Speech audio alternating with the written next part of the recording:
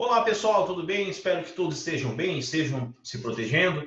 Vamos iniciar aí mais uma aula do nosso curso para assistentes jurídicos da Jumper. Estou aqui para mudar a sua vida e particularmente estou bastante contente, bastante feliz na expectativa da gente daqui a pouquinho poder retornar para a sala de aula, desde que cumpramos aí com as medidas de isolamento, né, e proteção e tal.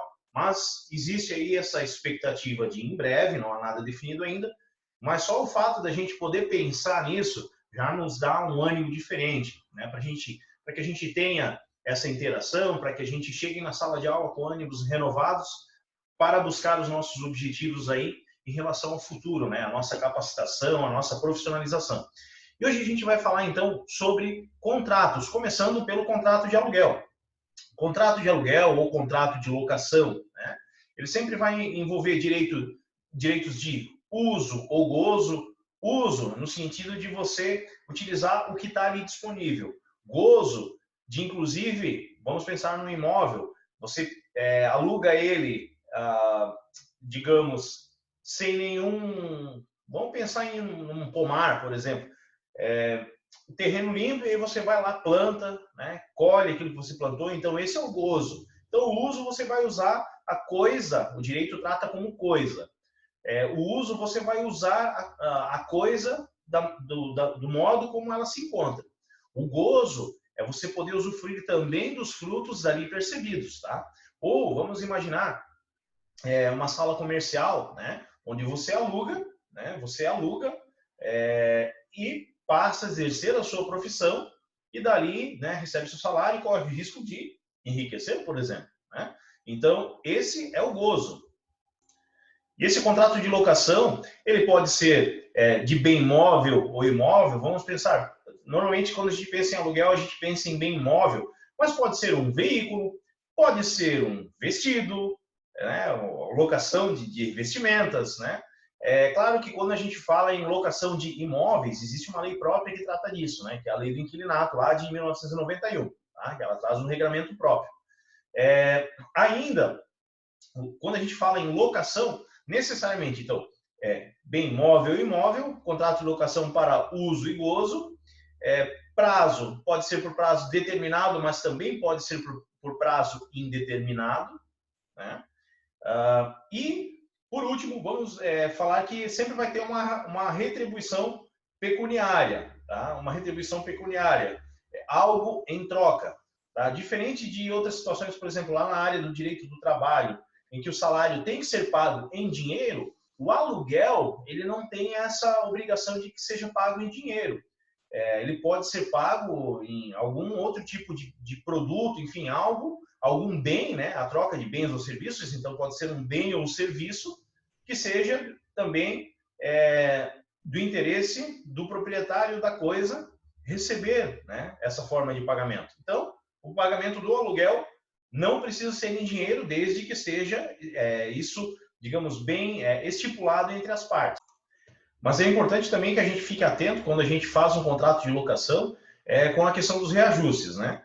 O locador ele não pode reajustar a qualquer maneira, digamos, faz o contrato de 1 ano de aluguel, ou 2 anos, ou 5 anos, e a cada 3 meses ele vai lá e apresenta um reajuste a bel prazer, ou ainda, ao final de 1 ano, ele apresenta um reajuste também sem demonstrar a base de cálculo, tá? Então, a própria lei ela traz, digamos assim, qual será a alíquota, qual será a base de cálculo utilizada para fins de atualização dos valores de aluguel. A própria lei traz digamos assim, essas diretrizes justamente para que haja segurança jurídica, né, entre os contratantes. Então, é a lei que vai determinar a questão do reajuste do valor dos aluguéis. Outra peculiaridade dos contratos de aluguéis é muito comum, e a lei do inquilinato permite isso, prevê isso, é muito comum que os locadores peçam avalistas, né? São aquelas pessoas que vão lá e dizem, né, entre outras, né, eles vão lá, assinam dizendo, não, aquela pessoa eu confio que vai pagar aquele valor, e se ele não pagar, eu pago. Então o avalista está enrascado, tá, gente? O avalista, eu costumo dizer que não faça, não faça, não faça. E se for fazer, faça para alguém que você confie muito e que essa pessoa tenha patrimônio, tá? E um histórico de bom pagador.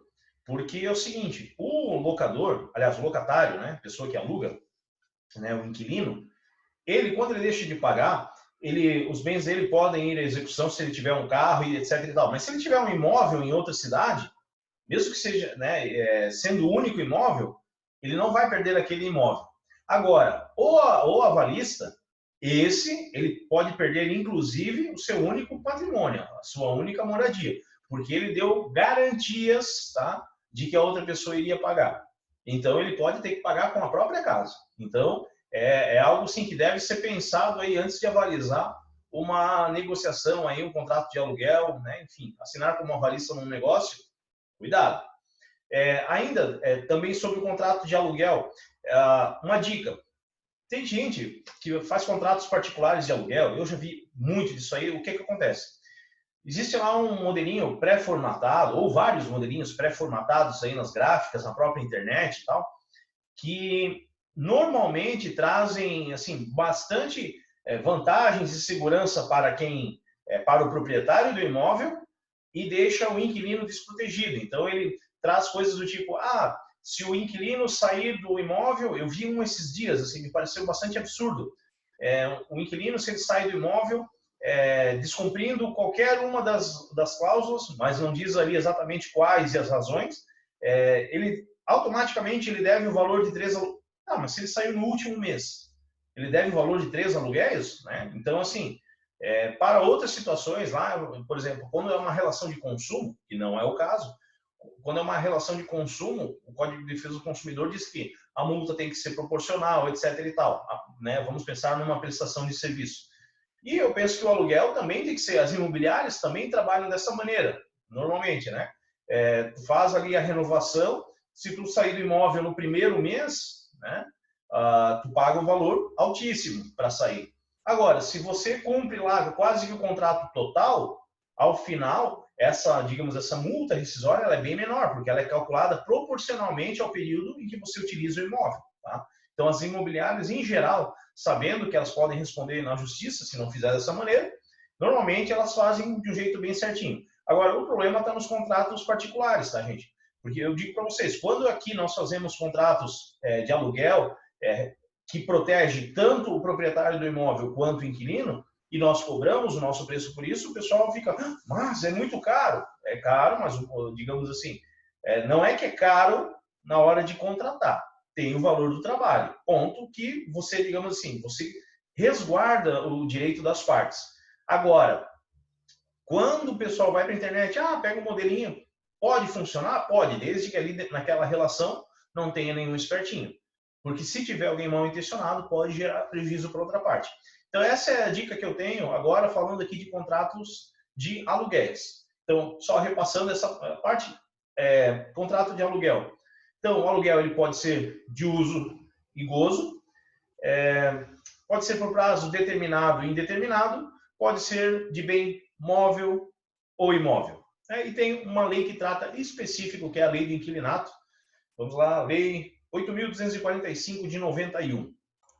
Vamos para a nossa segunda espécie de contrato de hoje, contrato de compra e venda. Tá? Contrato de compra e venda é aquele contrato pelo qual alguém transmite a outra pessoa um bem mediante a uma remuneração. Tá? Uma remuneração. E por que a gente diz remuneração? Porque, olha só, se for em troca, né, aí foge da compra e venda. Aí é a permuta, tá? Quando você troca um bem pelo outro e não há uma diferença monetária. Agora, vamos imaginar alguém que, eu vou comprar um apartamento, eu vou dar meu carro de entrada e financiar o restante. É uma compra e venda? É uma compra e venda, porque o valor do carro ele não equivaleu ao valor do apartamento. Agora, se chegou lá, de repente, há um carro de alto valor e um apartamento, né, digamos, não dos mais caros, então eles ficam equivalentes, faz-se um contrato de permuta e não de compra e venda. Então, necessariamente, tá? O contrato de compra e venda, ele precisa ter a questão monetária, mesmo que inferior, mesmo que haja uma compensação com relação a outros bens envolvidos na negociação, mas ele precisa ter a questão monetária envolvida para que seja entendida como um contrato de compra e venda. Se virou troca, se colocou bens para serem trocados, aí ele é um contrato de permuta. Além disso, ele é bilateral, oneroso e consensual. O que isso quer dizer? Bilateral no sentido que, quando se faz um contrato de compra e venda, as duas partes assumem alguma responsabilidade na compra e venda, né? Normalmente, um assume a obrigação de pagar e o outro é a obrigação de entregar um bem, de transmitir um bem. Então, bilateral nesse sentido. Oneroso, por aquilo que eu falei há pouco. Tem que haver a questão monetária, tem que haver dinheiro na negociação. Pode, de repente, assim, 2 carros por um terreno. Isso é permuta. Então, tem que haver a questão monetária para que seja considerado oneroso. E consensual por quê? Porque comprador e vendedor precisam consentir, né, na compra e venda. Senão, ele torna não uma relação jurídica, mas um ato ilícito, né? Quando você coage alguém, né, a aceitar um negócio contra a sua vontade, isso aí já está partindo da seara comercial para a seara criminal, né? Então, fica a dica. Quando a gente fala em bens corpóreos e incorpóreos, é que quando a gente fala em contrato de compra e venda, a gente pensa sempre na questão material. Mas ela pode, né, corpórea, portanto. Então, mas existem bens incorpóreos. Por exemplo, a letra de uma música, né? Hoje foi lá e comprou direitos autorais. Direitos autorais é um belíssimo exemplo de bens incorpóreos. Ou ainda, a letra da música, ou, de repente, a estrofe lá de um poema, né? Algo, digamos, imaterial, tá? Incorpóreo, por mais que a letra, né, ela pode estar escrita numa obra registrada, ok, mas ela não é, ou ainda, né, vender um show, né, vender uma apresentação, né? Vamos pensar nessas pessoas, de stand-up, por exemplo, mas aí entra na questão da prestação de serviço, talvez, mas quando você compra um show, contrato, né, enfim, compra e vende show, bom, deixa eu pensar num outro exemplo aqui de bens incorpóreos, que vai ficar mais claro. E outra é que quando a gente fala de bens, a gente não necessariamente, nem todo bem ele é alienável, né? O que é alienável? Alienável é o bem que é possível comprar e vender. Então, pode ocorrer da gente ter um bem e esse bem não ser alienável, né? Ele ser inalienável. É o caso da vida, o nosso bem maior, a liberdade. A liberdade tem preço, gente? Não. Em tese, não, né? Talvez em alguns lugares tem, mas em tese não, né? O ar, né, é um bem, enfim, o nosso meio ambiente, né? Tem uma série de bens que são inalienáveis, né, e incorpóreos. Mas a questão é, digamos assim, uma apresentação musical, ela é incorpórea, mas ela é um bem intelectual. Né? Direitos autorais também, né? Então, e aí por diante. Falando da entrega dos bens, né? A entrega no direito, vocês, assistentes jurídicos, precisam se familiarizar com expressões. Essa vocês já conhecem, mas sobre um outro ponto de vista, né? Tradição. Tradição, normalmente a gente, né, fora do campo do direito, a gente fala da tradição como algo que é tradicional, algo que é costumeiro, né? Entretanto, no direito, tradição quer dizer entregar. Então, envolve diretamente aí o contrato de compra e venda. Quando há tradição, tá? Inclusive no Código Civil fala, né, sobre a transferência do bem, ela se perfectibiliza, tá? Ela se dá por perfeita a partir da tradição, ou seja, a partir da entrega do fornecedor, né, para o seu cliente final, para o seu destinatário. Então, a tradição é um divisor de águas com relação à questão da propriedade, né? Tanto da posse quanto da propriedade, que são coisas diferentes também, né? Então, a tradição é que vai ser esse limite entre propriedade e posse de um, propriedade e posse do outro, né? No caso de bens móveis, a tradição ela se dá de maneira simples, né? Ela entrega.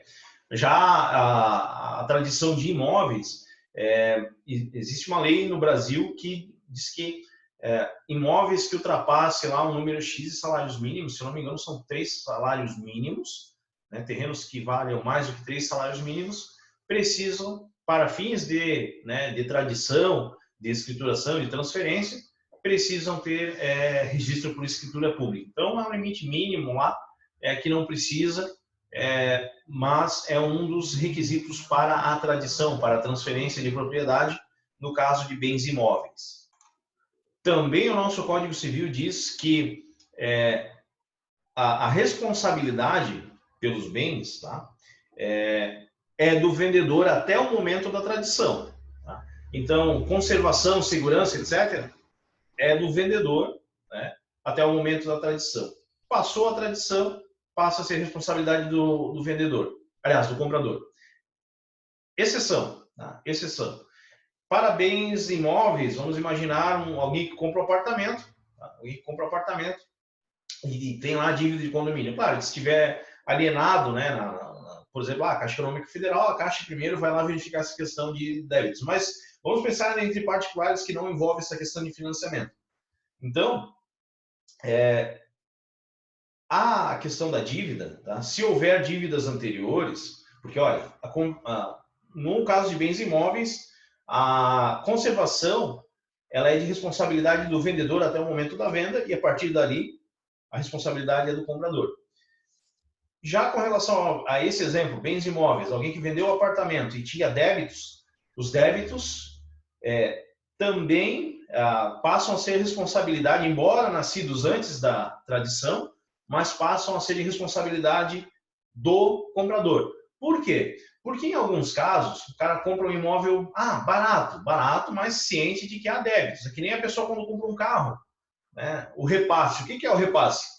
É o carro vendido abaixo, né, do preço da tabela, mas sabendo-se que há manutenção para ser feita. Tá? Subentende-se que há manutenção para ser feita. Mas, e é importante que a gente diga também, que não é simplesmente, repasse, então o valor mais baixo, o comprador não tem direito algum. Errado. Tá? O repasse, o valor, o abatimento, tem que haver abatimento, e o comprador tem que estar ciente de que há abatimento porque há o tal, né, tem que ser discriminado qual é o defeito que há com o carro. Se é um carro que, digamos, já está perto de fazer o motor, se requer uma suspensão, uma manutenção na suspensão. Então, tem essas questões também. Não é vender de olho fechado e que se dane. Não é assim que funciona. Tá? E no caso ali dos imóveis, do condomínio, subentende-se que é dever do comprador verificar essas informações antes de comprar. Agora, claro que nada impede que as partes estipulem, a gente já fez contratos assim aqui, estipulem, por exemplo, que o preço acordado é tal, as partes, né, declaram que não há dívidas, e se houver alguma dívida, né, que, digamos assim, que não se tenha conhecimento naquele momento, mas que ela foi gerada em fato anterior a essa transação de compra e venda, cabe ao comprador cobrar do vendedor. Tá? Então, pode ser estipulado isso em cláusula própria no contrato de compra e venda. Eu falei há pouco ali da escritura pública, né, do terreno. Falei 3 salários, não é 3, eu diminui só 10 vezes, né? É 30 vezes o salário mínimo, tá? Então, terrenos que valem hoje, se a gente pegar R$ 1.045, vai dar o quê? talvez 32 mil reais. 33 mil reais. Não, 31.500 reais em média, tá? 31.500 reais. Então, se você encontrar um terreno hoje abaixo de 31.500 reais, você não precisa escriturar ele. Agora, se o terreno, o imóvel, ele tiver um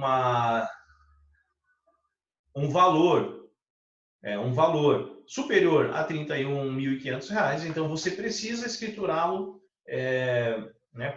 precisa registrar essa compra e venda por escritura pública. Por quê? Porque o Estado precisa arrecadar, né, gente? Porque vai lá ver quanto é que custa, né, para você fazer a escritura do imóvel. Então, subentende-se que um pequeno imóvel, né, cujo o valor seja inferior a R$ 31.500, não precisa de escritura pública. Passou disso, lembre-se que eu falo em R$ 31.500, mas pensando em 30 salários mínimos.